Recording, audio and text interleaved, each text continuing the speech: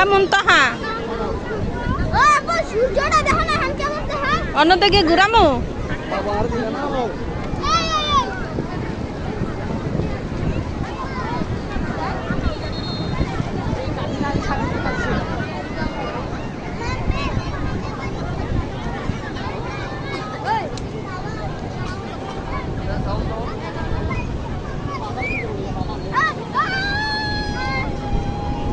ওরা খালি টানোস কেন আব্দুল? মানুষের তো ই হয় না। আস্তে আস্তে খালি দৈরা বইলেই তো এই জ্বর মতো উঠতে আছে।